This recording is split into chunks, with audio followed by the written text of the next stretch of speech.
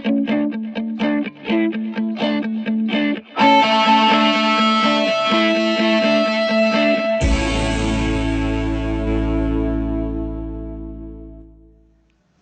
Students, Saurabh Jain from Pragyan academy, labour colony, Saharanpur.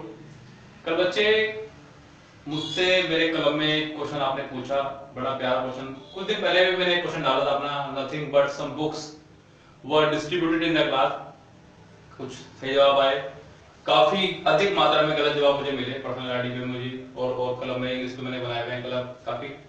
एक छोटी सी trick मैं आज आपको बता रहा हूँ बच्चों, हो सकता है आपके काम आए, हो सकता है वैसे काम नहीं आएगी। जिनको पता है उनको शायद अच्छा ना लगे, लेकिन जिनको नहीं पता है उनके लिए बड़ी प्यारी ट्रिक है, बहुत प्यारी ट्रिक है, चीजों को सिर्फ सीखना है। छोटे से तरीके बच्चों ध्यान दीजिएगा।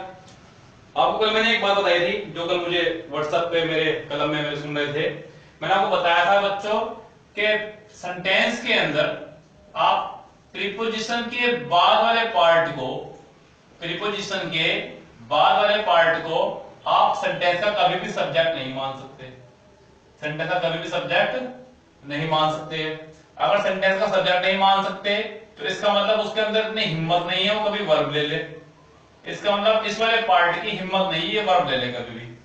ओके, अगर ये वर्ब नहीं लेगा तो वर्ब आएगी उस सब्जेक्ट के हिसाब से जो सब्जेक्ट का मेन है। जैसे कि कल एग्जांपल था कुछ तरह का, he is sorry one of my friends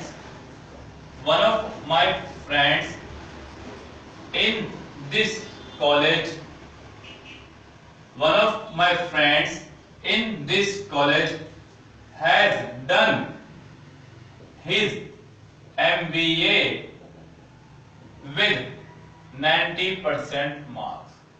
समझे बच्चे, बड़ा सेंटेंस नहीं है, बहुत प्यारा सेंटेंस है।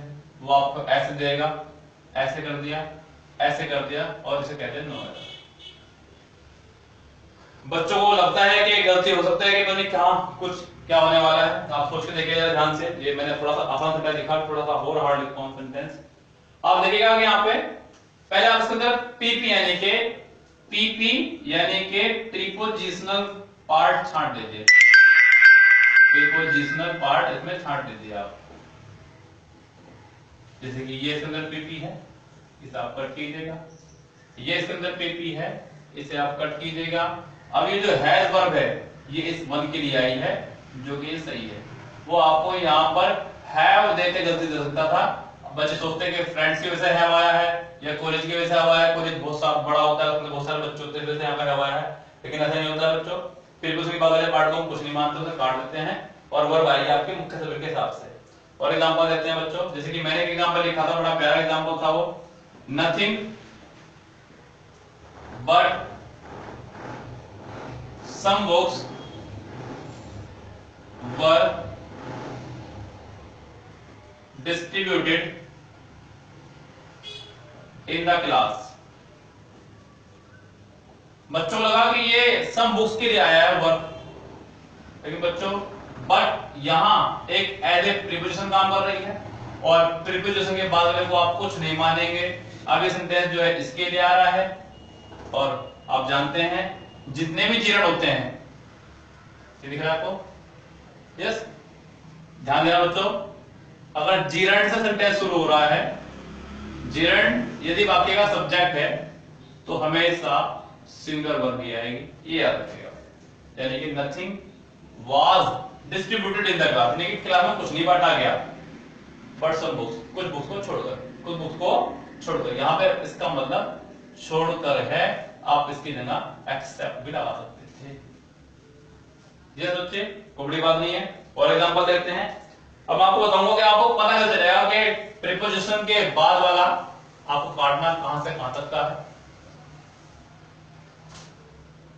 कुछ प्रीपोजिशन ऐसी होती हैं जो कंजक्शन भी है और वर्ब भी। कुछ प्रीपोजिशन ऐसी हैं बच्चों जो दोनों रूप रखती है, कंजक्शन का भी रूप रखती है और प्रीपोजिशन का भी रूप रखती है। और प्रीपोजिशन कुछ इस तरह से है बच्चों, ध्यान दीजिएगा। After, before, till,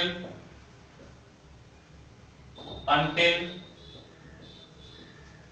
for,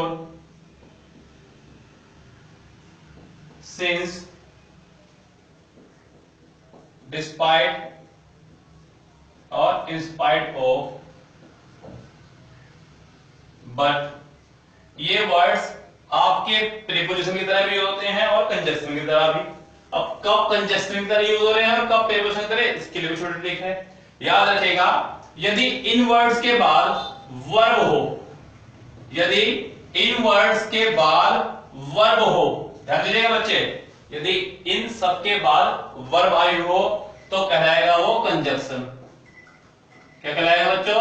conjunction. यदि इनके बाद वर्ब ना हो तो वो कहलाएगा प्रीपोजिशन। क्या कहलाएगा बच्चों?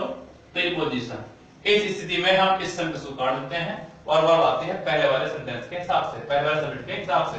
जैसे कि एक एग्जांपल बड़ा प्यारा मुझे और याद आ रहा है, जैसे कि there were all but she, वहां सब जगह थे उसे छोड़कर।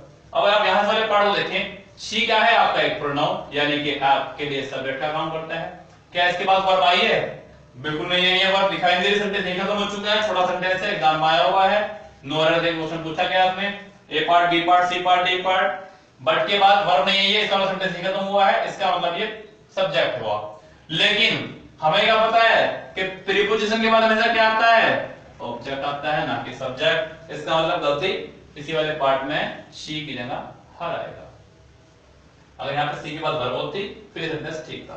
तो यहाँ पे ऐसे कंजक्शन काम करता। कंजक्शन दो सेंटेंसेस को, पूरे भागों को जोड़ती है। अपनी वर्ब उधर भी होगी, अपनी वर्ब इधर भी होगी, दोनों तरफ वर्ब बराबर होती हैं। ये काम होता है सेंटेंस के कंजक्शन का। और देखते हैं एग्जांपल बच्चों, जैसे कि ईच ऑफ द स्टूडेंट्स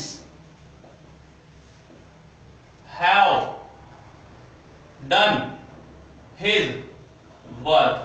अब जरा बच्चे देखें, कुछ बच्चों को लगता है कि ये स्टूडेंट्स के लिए हैव आया है, जो कि बिल्कुल गलत लगता है, क्योंकि यहाँ पे ये पीपी पार्ट है।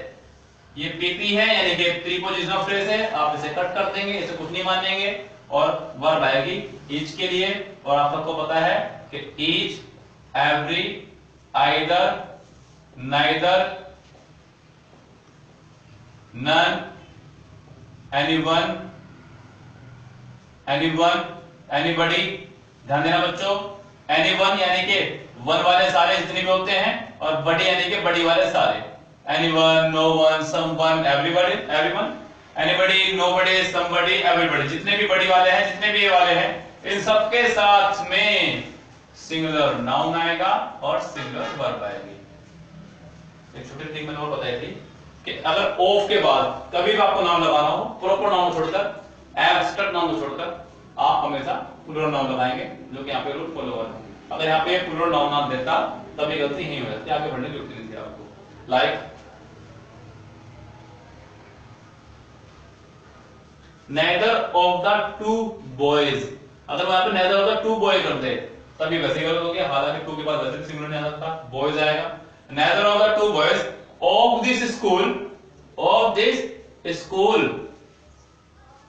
have taken part in the, जो भी बच्चों आप जो भी सेंटेंस हो, have taken part in the competition without wasting any time, just I will tell you how to find error in a sentence।